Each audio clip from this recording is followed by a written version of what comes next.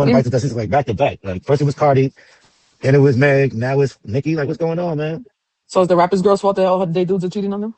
I don't know. Is it a coincidence? But or is it? Go ahead, Chris. What you This gonna one's say? this one's like, I mean, I don't really care for it, but it's a bit disappointing because this is someone she met before the fame, and that tends to hit a little different. This is somebody she met way before she was on, and you would think that they built a connection deeper than Right. when she would be on and dating a celebrity of sorts. But clearly, if he did allegedly cheat, it kind of lets me know. I don't know what the dynamic is. I don't know if it's, she's the star and I play the back seat, and I'm around the lifestyle and I fall into temptation of, I don't know who he slept with, but whatever. But it kind of lets me know, like, us men, There's we're no gonna, satisfying.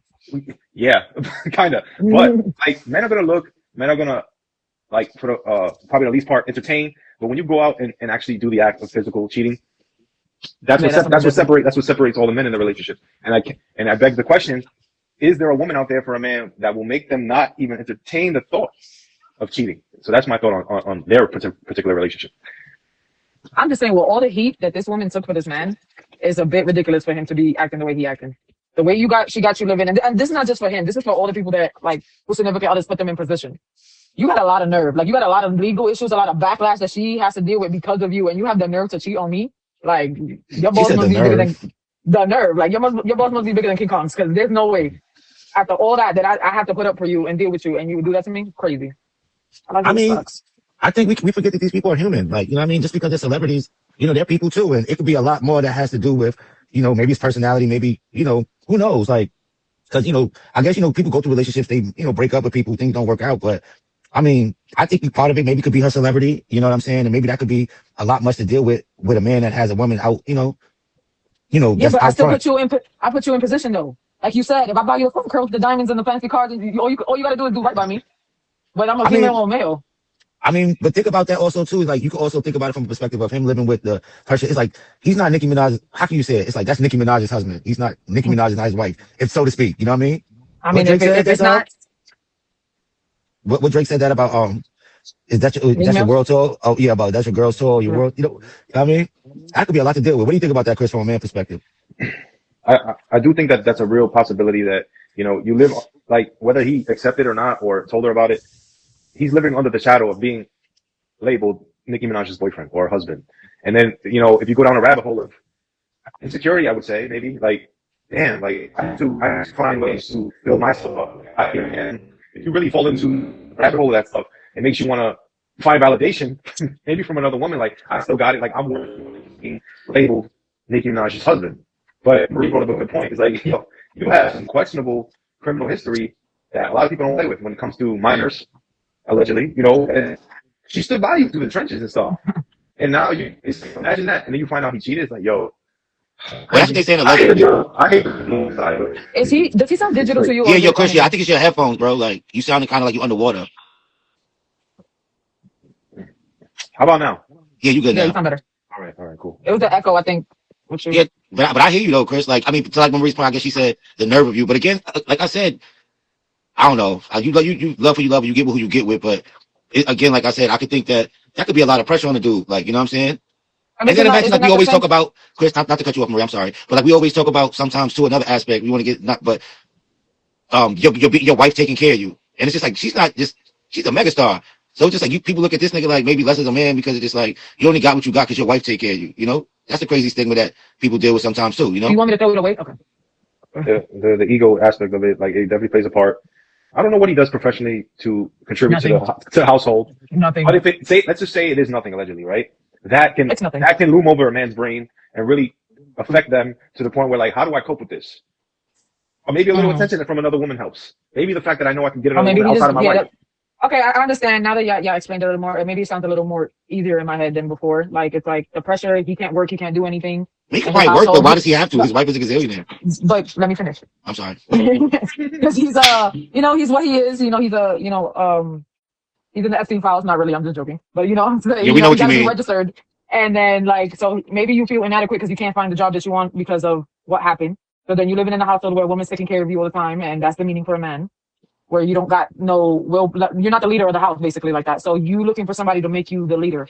So I understand maybe that's why you stepped out. Like, it still don't make it right, but like, no. I'm not saying it makes it right, but I'm just saying like these are emotions that men deal with, or just people in general. It's just like when a lot of these things happen in relationships, we ultimately look at like, why would he do something like that after all she did for him? These could be other reasons and components of why like sometimes relationships break down in that regard. Yeah, but this is like millionaire people. Again, cheating is a rich man sport. Not for these broke motherfuckers that not doing nothing talking about, I needed an outlet. You better outlet your ass until you fucking find a job. I don't know what the hell to tell you, bro. I mean, You ain't trying to find the wrong outlet. I mean, that's the thing, right? It's like whether you're broke or rich, men are going to cheat. No. They're gonna cheat. Like, will it people hurt? cheat. Don't Will just it? play on man. Yeah. I don't want to do that. I hate siding with women, but listen, Right. like a man will cheat whether he's providing all of it or providing none of it. I feel like there's an added nuance to what he's dealing with because he's providing. I'm not gonna say nothing because he might be providing something that's tangible to her that's not financial. Maybe, and that's you know what I'm saying. So like maybe he felt like he's succumbing to the pressure of maybe, I don't know, comments and people in his head where they're saying like, yo, you're just I don't know, like you're just there. You're a stay-at-home husband. And that's not normal in society. Whether society plays a part in his mindset, that's not normal. So Right. that's gonna eat at him. It's gonna eat at any man that's dealing with that. But like I said, whether he was providing it, say if he was providing it all, he might find it valid in his mind to say, well, I can do this because I'm providing it all. So it's either way, it's going to happen. It's like when everybody found out Jay-Z cheated on Beyonce, it was like, oh, it's going to happen either way. You guys are two powerful people, both getting money, both in, touring in different places. So, you might want to, have a night out of fun or something like that. I mean, even still, like if you're in a relationship, it's always going to be a reason. Yeah, that's what I'm saying. It's always going to be a reason. And that's why when it comes to marriage, like if you cheat on me and we're dating, like that's not saying it's not nothing, but it's easy for us to walk away. But the marriage, the whole point of us do his part to be faithful to one another, like that's a job. Like, and that's why I feel like people fail at completely thinking marriage is just a status. Like that's a full-time job to try to keep that shit together, to keep us together, so we can keep our family together. Right. And the moment you step out and you think selfishly, you ruined it for everybody. I mean, but there was, I hate to say it, but I know, and it was the past, but there was, I don't want to say, cheating should be ever, permitted or a thing that we accept, but in certain aspects of it too, I look at it from a perspective of like, do we break up the home for the kids always because of that? Like, you know what I mean? Is that just like an ultimate, like non-negotiable? It's over and done with? Because some people accept like the roles, like you said, some celebrities, they know that they're in the limelight and they may encounter situations that obviously might tempt them to be, to cheat. And some people can live with it just based on the lives they live. You know what I mean? Depending on who we talking to. You know what I mean?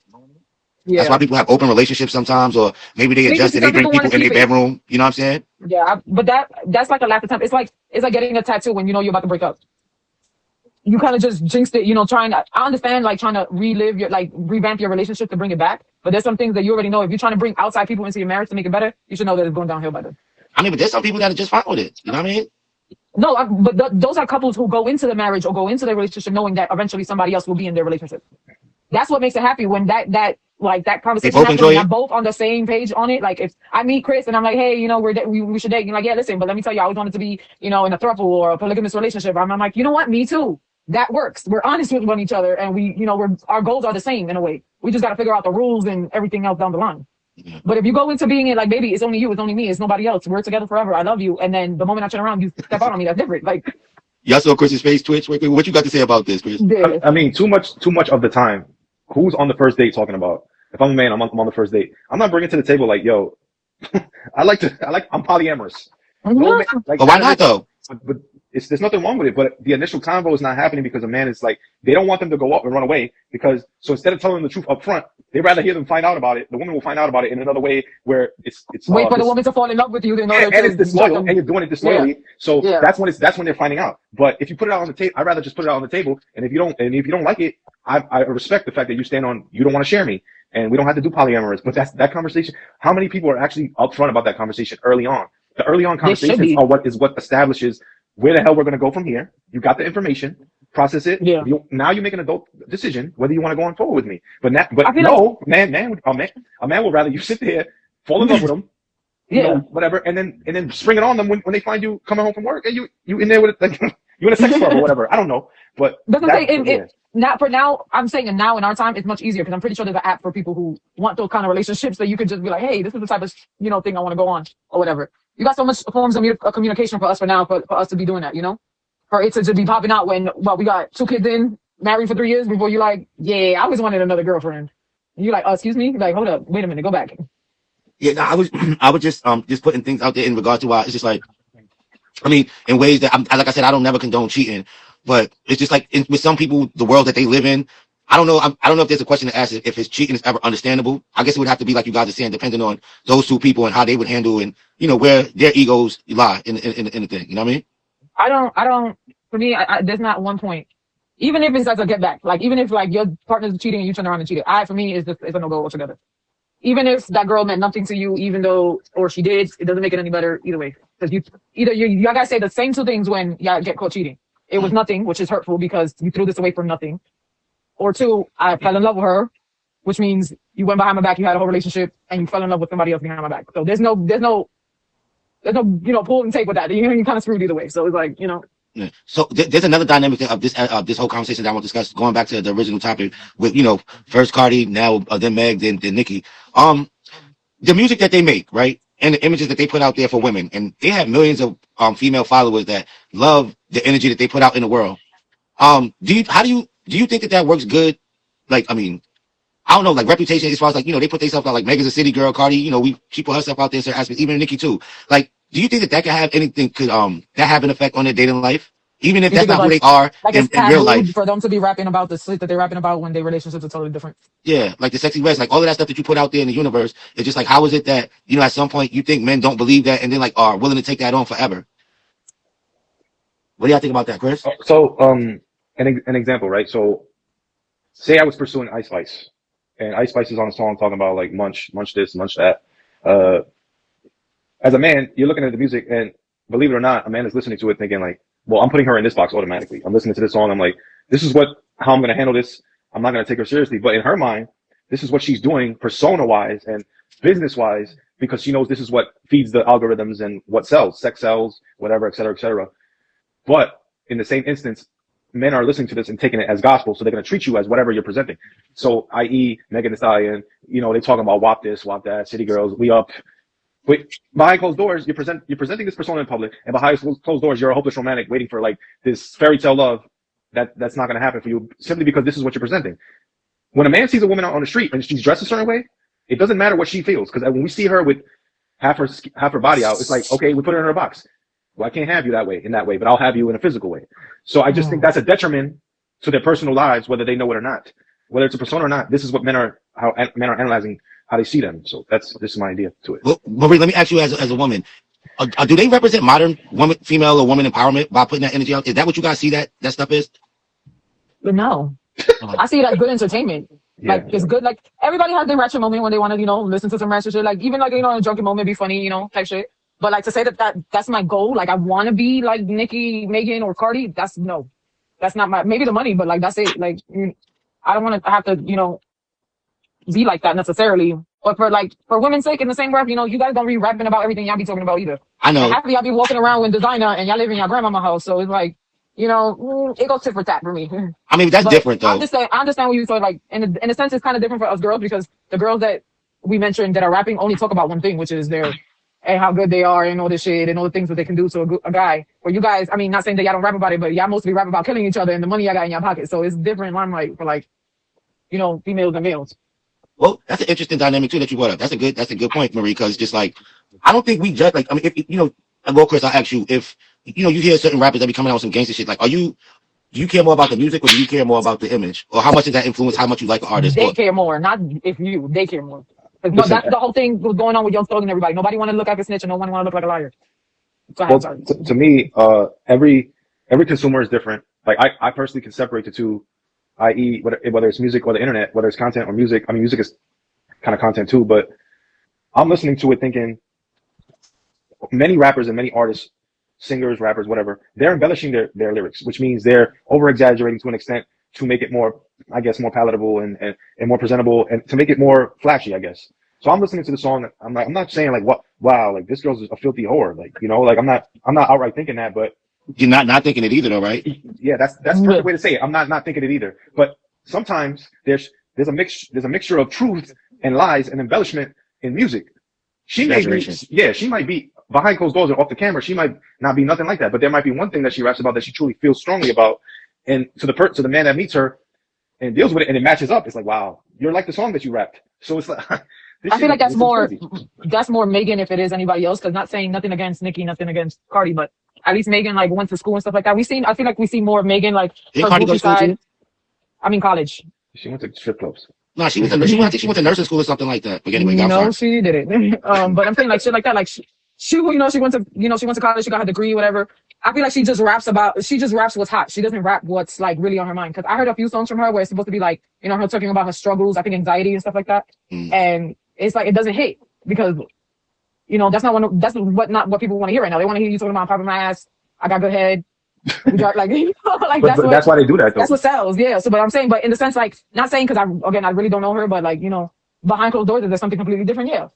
But it could, like Chris said, there But could be she's some doing truth to it herself. too. Like, have you ever been to college? Like, you like, yo, man, the type of stuff that goes on in them dorm rooms and stuff like that with these young. When you're young, I guess that, you know, maybe you look at it like you said, Marie, just having fun, right? Yeah. But Not that much fun though. but to a certain degree, even in real life, those things have social ramifications. So if like even if you was a girl on campus that niggas was smashing, but maybe you like having sex as a female, now you get judged by your community based off your behavior. You know what I'm saying? It's a thing. But you know, I guess, you know, to each his own, and who are we to judge, right?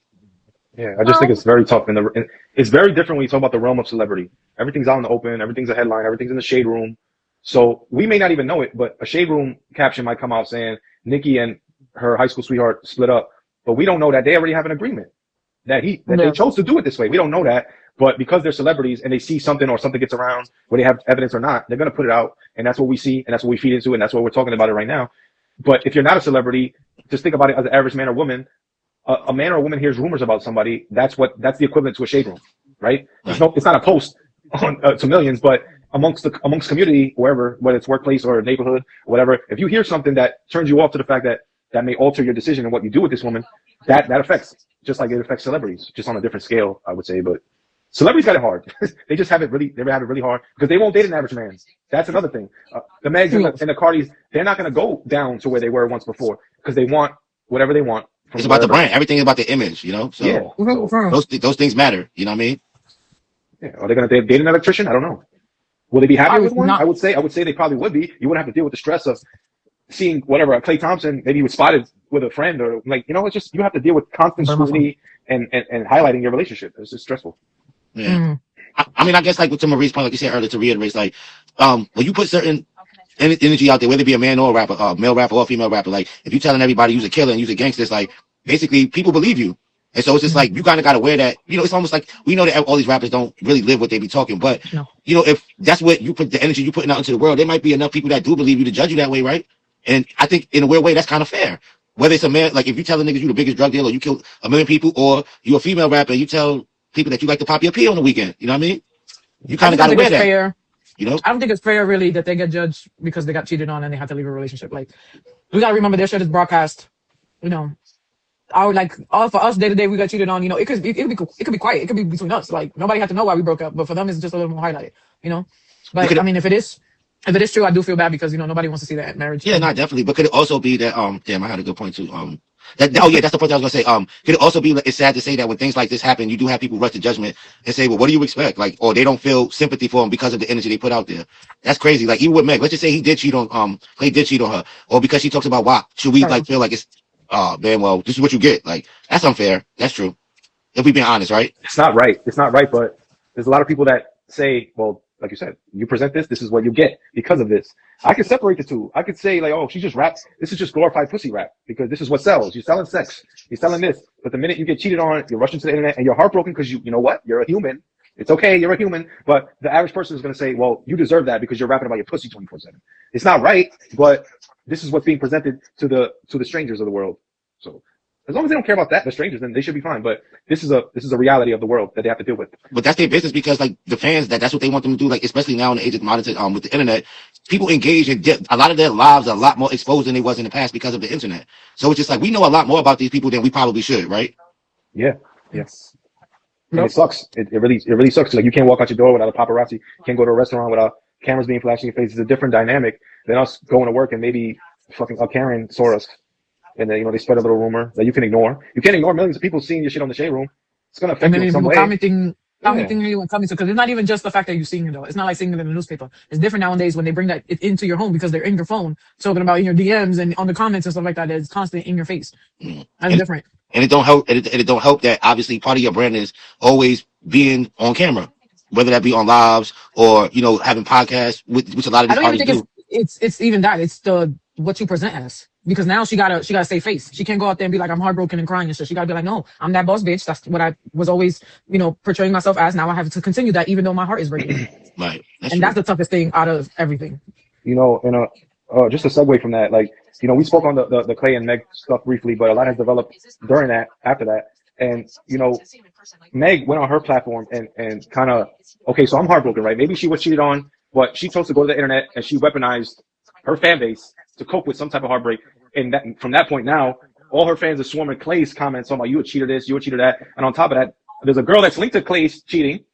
She's getting death threats because Meg wanted to put on her platform, like, this guy's a cheater, go get him. She's not saying go get him, but this is an action of the rabid fan base that she has, the hotties, as they call them. And now this lady's getting death threats. So why can't you just take L's in private? Don't take it to the internet. Deal with the break, because Clay he really hasn't said much. He's on his boat, he's chilling, he always does that. But it's her bringing on the storm of her fan base and directing it to him and to his alleged person that he cheated with. So that's another thing. Like, well, two things. Obviously, women love attention, and then obviously in today's life that we live in, attention is currency. So obviously, that's a way to monetize. I mean, it's just another part of the game, like another cog in the wheel that, you know, this is her life. Like, you know what I mean? It's sad to your point, Chris, but I mean, this is what people do today. You know, everything about their life, they try to monetize it, you know, use some angle for, especially if you're a celebrity, you know? yeah, just imagine that. One press of a button, you're posting something. You know, the power of your influence has now got a rush of people going into Clay's DMs, and this girl Lexi, who's in the WNBA allegedly that he's linked to, she's getting death threats. You were conscious of that decision. Messy. You know how rabid your fan base is. You knew what you were doing. You were hurt. You made a hurt decision in the moment, and this is what comes from it. So you're not innocent of that either. You have to take accountability for that too. Right. So, Yeah, it's just crazy. You know what I mean? Like I said, even Cardi went through it. Like, you know what I'm saying? With the whole situation with her and Stephon Diggs, and after Cardi's whatever the only tumultuous one. relationship with Offset, like, it's just like all of this stuff played out in the open for us to know. And it's just like, again, with everything that they put out in the media about themselves, it's just like, it just seems really messy, and it's hard to just feel bad for people, even though you should, because they're human beings. But it's just like, man, y'all be doing too much anyway. Like, you know what I mean? And we all see it. It's all for everybody to see. So that celebrity world just, it's crazy, you know? That's what comes with the territory, you know?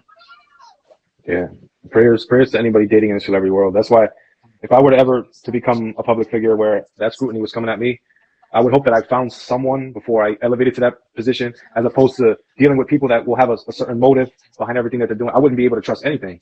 So anybody who's dealing with this and dating and trying to be humans, I empathize with you. You know, that's why the Nicki and her husband thing is different, because she found him before anything else. So you went and did this. You were disloyal after all that I put up with. You know, all the scrutiny I took.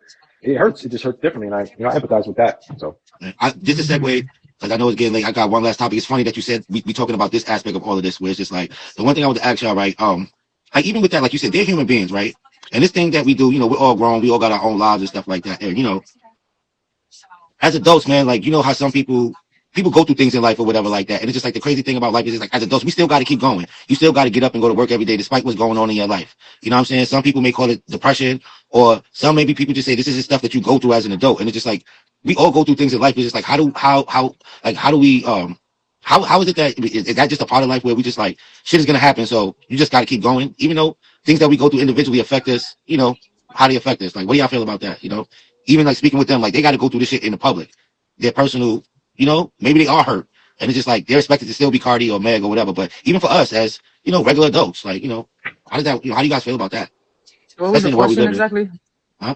What was the question exactly? You said a lot. I'm just saying the question exactly. What are we answering exactly?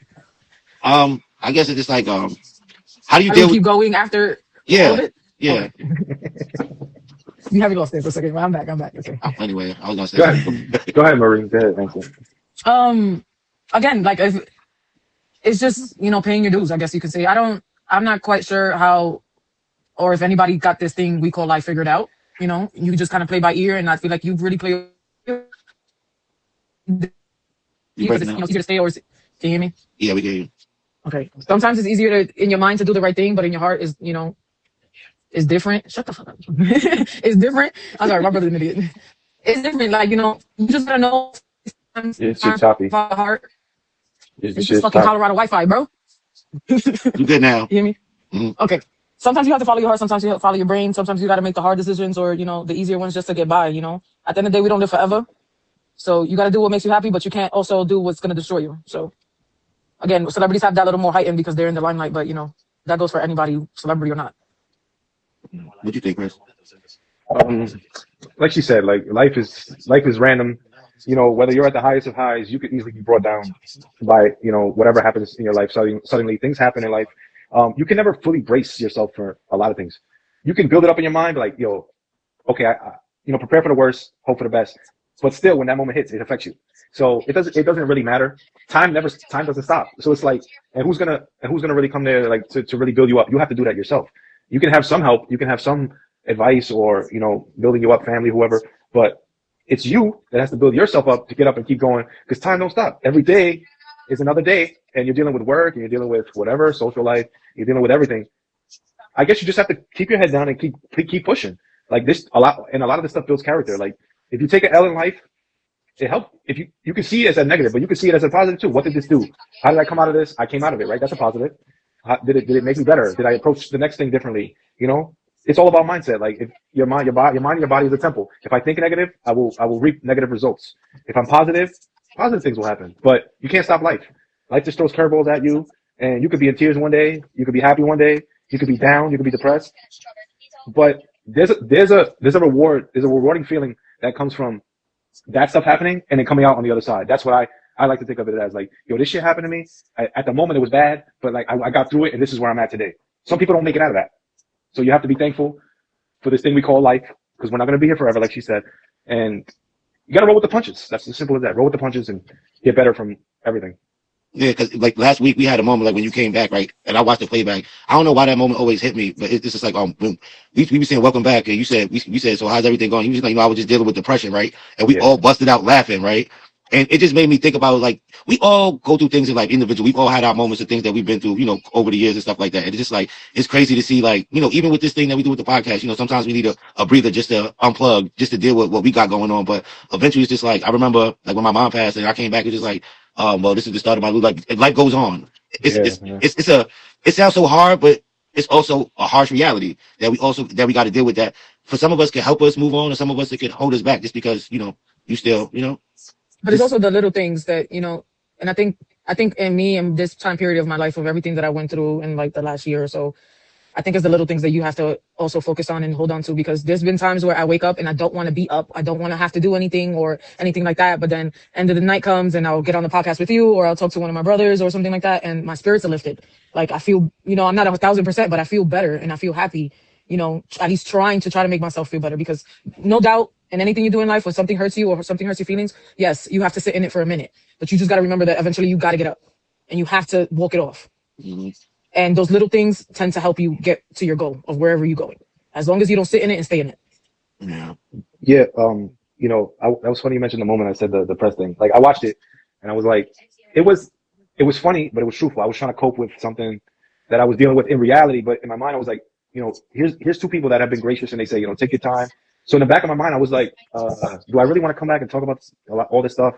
I was thinking about like just taking more and more time, but I also thought about, nah, we can't stop. We can't stop. Like we've come too far. We're a year in, but we felt like we've done so much and we're grinding. I took my like little 3-4 weeks and we're back at it. But that's life. Cause the next person, you like, think about it. If you're depressed, you're down, whoever you're around is like, yo, how long are you going to do this? It sounds fucked up, but it's like, how long are you going to keep doing this? I'm sick of this. So eventually you have to like lift yourself up and keep going. And like Marie said, there's little moments in your day where it's like, this shit is low. Like maybe you start off, you wake up and this shit is just like, you're taking like slow steps. You're getting out the bed slow as hell. And then you meet somebody at work and they say something to you and it kind of just, so it's like, it's always going to be ups and downs. Don't ever let yourself get too high. Don't ever let yourself get too low. Just to find a balance point to where like you can brace yourself in some type of capacity, but you'll never ever truly prepare for what life throws at you. And at times I'd be like, yo, God, what are you doing? But God is building the ultimate character out of you. Like, why did you bring this person in my life? It's not when you're in it. It's when you're out of it and like, you know, your time removes you. You're like, damn, I'm better this way. So you kind of you gotta be grateful. You just gotta be grateful. Time don't stop for nobody. It doesn't stop for anybody. So. That was a bar, Chris. Time don't stop for nobody. That was a bar clock, that one. You know what I'm saying? No, cause it's like, I just noticed like, and I don't want to say people throw this around, but I'm coming to the point where it's just like, like you said, because this is life and we got to play the hand that we dealt. But it's just like you can't stay down in the dumps forever. And you know, this is something that I know a lot of people go through. We all go through it. We just don't talk about it. You know what I mean? But I'm not saying that you know it's a bad thing to keep it in or whatever. We all deal with it how we deal with it. But it's just acknowledgement that we I all. always, I also want to acknowledge somebody who isn't here. That used to be here. There's always, having a hard time. We would like to see his face every now and then just to hear his, his goofy voice. But Raj be having his moments. I always hear him to check on him. Like, I think collectively as a group, we're all just have our moments where we just like, Right. we need a break. We need a moment. That's. I mean, it's crazy because like I just feel like I've grown. Maybe I don't know. Just that's just life, and it's just like you just got to take it how it comes. Like Chris said, roll with the punches. But we all go through this. Like nobody's like absolved from just life. You know what I'm saying? No matter if you're rich or you're poor. You know what I'm saying? Everybody got their own thing that they go through. Nobody's perfect. We all got things that we deal with. But that's the thing that like even in the world that we live in today, a lot of uncertainty with things going on around us. You know what I'm saying? Politically, or maybe just the way the world is, we see it heading in our own mindset. But it's just something I encourage people like, just keep fighting, man. It ain't never over, and as long as you got good people around you, just keep pushing, But it's something that we all deal with, you know what I mean? It's not, nobody is life is completely just bliss. Like, life has its ups and downs and its ebbs and flows. So, I just thought it was important to talk about that because I just feel like people don't talk about that type of stuff enough. Maybe this could help somebody, keep pushing, if that makes sense. Absolutely. For sure. Guess we can leave it there, This has been another great episode with my co-host, my girl in the what's this in the Rocky Mountains tonight. He's still tapped in, you know what I mean? My man Chris Cross, he had a long day, so and he still showed up to work, Raj, shout out to you, man. And Can't wait to Mars, see you. it took all day for you to roll those blunts and then get on here, that's a heck of a day. My bad. I gotta be prepared, gotta have my tools. But so next week I can't wait to see the clips of this because we had some good conversation tonight again, Love chatting with y'all. Love doing this pod with y'all. NFI podcast. Another one in the books, y'all. See y'all next week. Later. Bye, guys. All right.